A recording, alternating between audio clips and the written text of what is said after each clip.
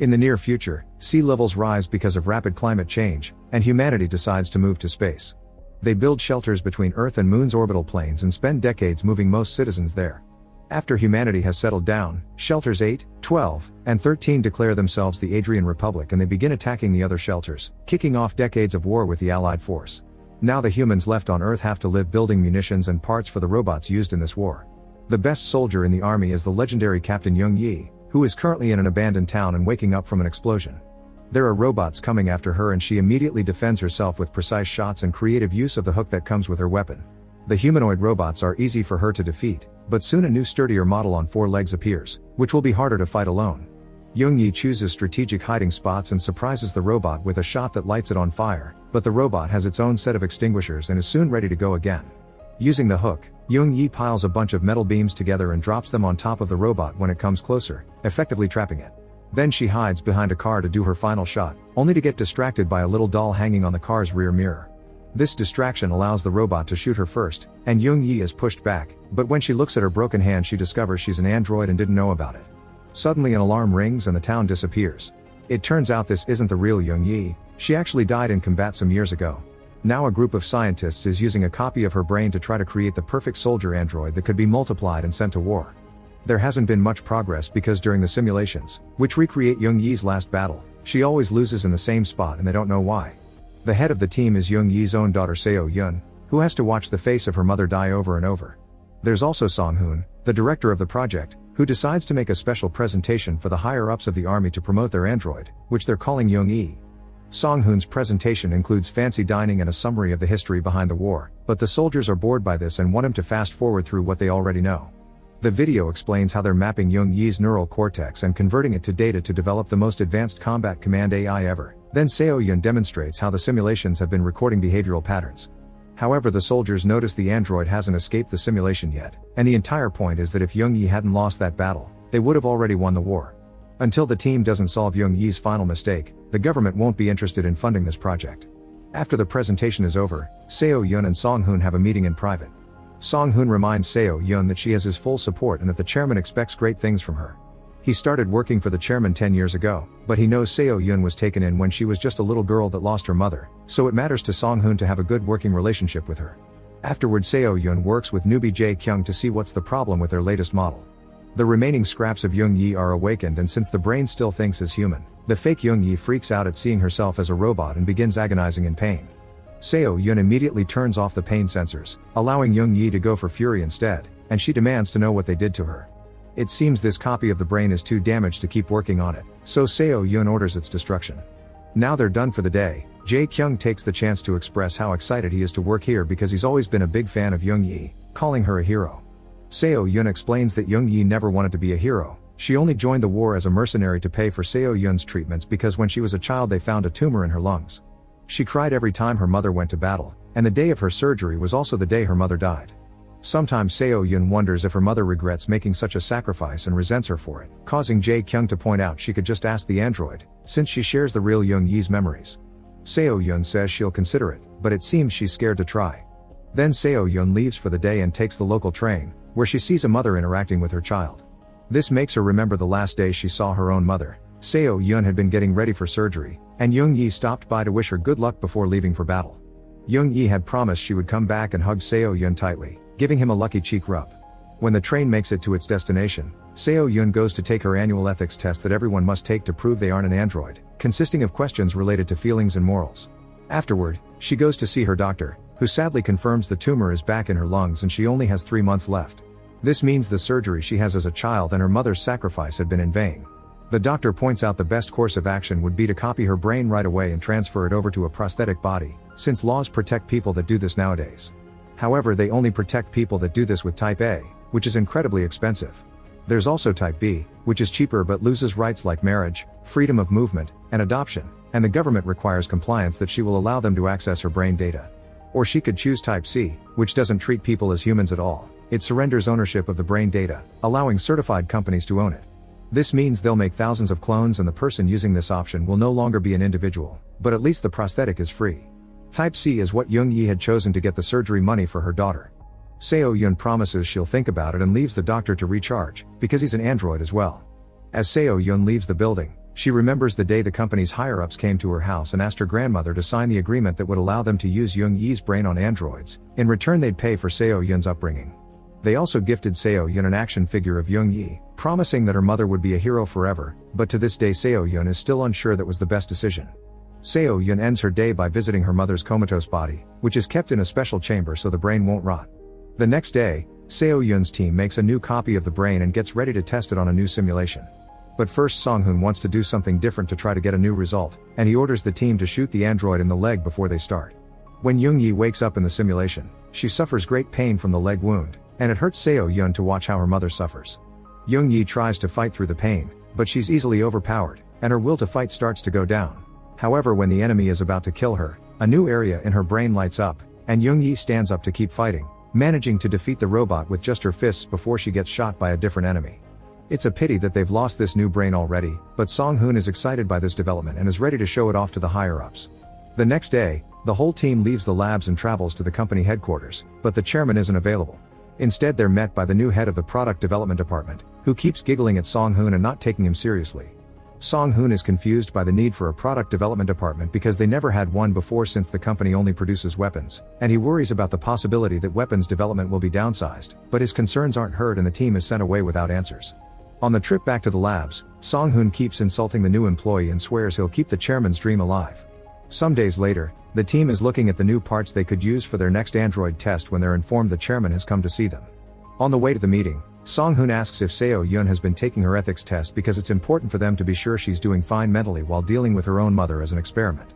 As soon as the pair enters the office, Song-Hoon freezes, revealing he's actually an android that the chairman built by replicating his own brain, but Song-Hoon has no idea. The chairman has come to bring very important news. The Allied force and the Adrian Republic are signing a treaty, meaning the war is over and weapons won't be needed anymore. He doesn't consider the research they did on Young-Yi pointless though because it's taught them a lot about developing good AIs and they can use it now to make housekeeping and service worker androids. The chairman confesses his original plan was to transfer his real brain into Song-Hoon to achieve immortality, but in the end, he copied it instead because he didn't dare to live inside a machine, which would never stop feeling fake. Seo-Yun doesn't care how fake it may be. She wants to continue with her mother's project, but the chairman turns down her request.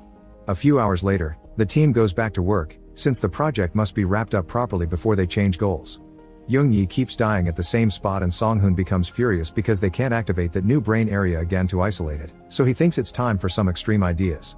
Song-Hoon makes the team activate the android and cut her arm, thus Seo-Yun has to watch her suffer as the pain area of her brain reaches excruciating levels. The new brain area still won't light up though, and a desperate Song-Hoon tries to shoot the android's legs next to match the wound from the other day. Seo-Yun finally snaps and turns the system off to stop Young-Yi's suffering, causing an enraged Song-Hoon to threaten her with his gun. This isn't enough to scare Seo-Yun and she stands her ground, but before Song-Hoon can go too far, another employee comes to inform him the chairman wants to see him. Song-Hoon leaves without a word, and Seo-Hyun thanks her team for all their work. It's time to shut down the project, but she does ask them to assemble all the data they've collected and send it to her. Sometime later, Seo-Yun ignores the pain she's feeling in her lungs and concentrates on looking at the data. To her surprise, someone has exported her mother's brain one last time without her knowing. Seo-Yun goes to investigate and when she walks by Jae-Kyung's room, she hears some naughty noises and makes her way inside. What she finds there it's pretty disturbing. Jae-Kyung had been getting frisky with a new android designed to do dirty deeds but still wearing Young-Yi's face. After covering the android with a blanket, a furious Seo-Yun pushes Jae-Kyung against the shelves and insults him for being a pervert, but Jae-Kyung explains he was just following orders.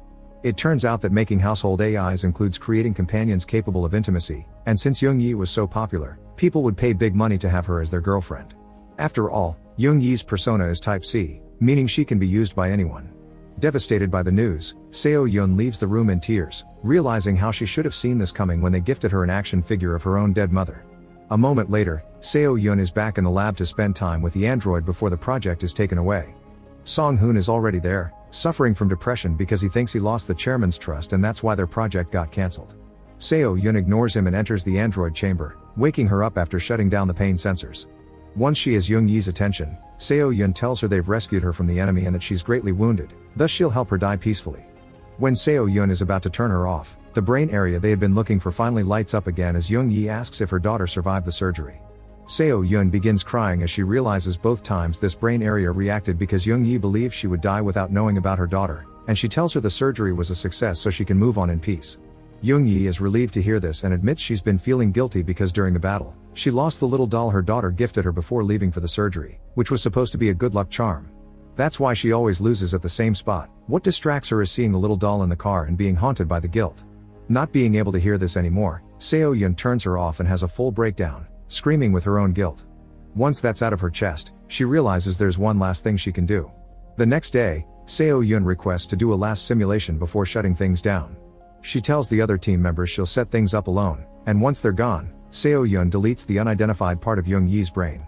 Then she proceeds to whisper in her ear, explaining all the nasty things that will happen to her after the last simulation is over if they don't do something. When the final simulation starts, Young-yi goes through the usual battle tactics and dies in the same spot as usual. Jae-kyung detects some weird readings indicating the brain's response was weaker, but Song-hoon doesn't care because the project is over anyway. The other employees take the android away and Song-hoon begins making his way to his room when he suddenly realizes he also saw something strange.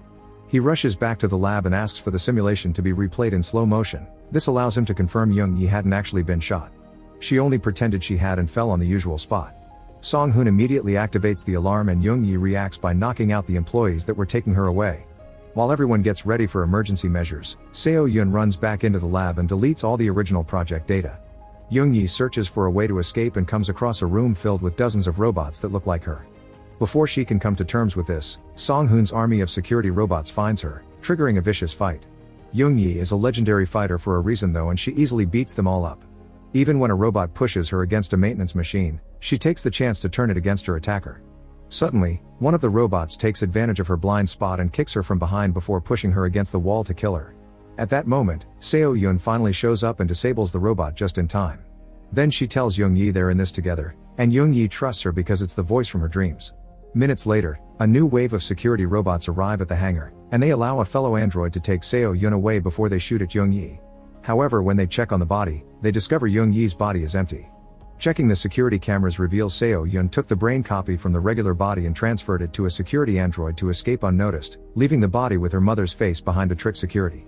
Seo-yeon drags Young-yi into the train, only to discover it isn't as empty as she thought. Song-hoon is there waiting for them. As the train takes off, Song-hoon accuses Seo-yeon of being ungrateful for everything the chairman's done for her and tells Young-yi to step away from her daughter. Hearing this as her little girl shocks Young-yi, but Seo-yeon cuts in to explain she's deleted all the data about herself from her memory so she can have a fresh start without any more sacrifices. As revenge for ruining the project, Song-hoon shoots Seo-yeon in the shoulder, prompting Young-yi to attack him in return and shoot him with his own gun. Song-hoon quickly stands up to keep on fighting, but freezes when he sees his reflection in the window. The damage from the shot has revealed his identity as an android. Seo-yeon calls him the chairman's little toy and this makes Song-hoon go crazy. Now he can activate the abilities of his android body and Song-hoon attacks Young-yi, starting the fight that throws their bodies all over the cabin and causes the train to shake on the rails. After exchanging a few hits, Song-hoon manages to push Young-yi through the window, but she lets go on purpose to crawl around the train and re-enter it through a different window. At that moment, more security robots arrive on a parallel train and they attach both wagons together. They come after Young-yi by jumping through the windows too, but Young-yi has no trouble defeating them all with precise strikes. Song-hoon takes advantage of this distraction to catch her with a hook, and when Seo-yeon sees her mother in trouble, she tries to stop the robot from attacking her. The robot simply pushes Seo-yeon away, but seeing her daughter in danger inspires Young-yi to become more aggressive. She destroys all the remaining robots and kicks Song-hoon out of the train, but he manages to make his way back inside by holding onto the hook. As Song-hoon and Young-yi begin fighting again, the train makes it to the city, and the shaking of two attached wagons becomes too much for the tracks to bear. Seo-yeon manages to put her hands on one of the weapons the robots dropped and shoots a hook for Young-yi to grab. This way she helps her mother return to the first wagon safely and they let the second wagon fall with Song-hoon inside. The train finally stops working when it makes it to the mountain area. Young-yi wants to take care of Seo-yeon's bullet wound, but they can hear the police approaching, so Seo-yeon explains she doesn't have much time left anyway. She wants Young-yi to run away and start a new life where she can finally worry about herself instead of her daughter. After some hesitation, Young-yi accepts this plan, but first she says goodbye by hugging Seo-yeon and giving her a lucky cheek rub like when she was a child. As Young-yi leaves the train, Seo-yeon wishes her good luck and dies alone yet feeling she's achieved closure. Jun-yi runs through the mountains, away from any humans that may want to use her again to enjoy her newfound freedom. Make sure to subscribe and turn on notifications so you can watch more videos like this. Thanks for watching.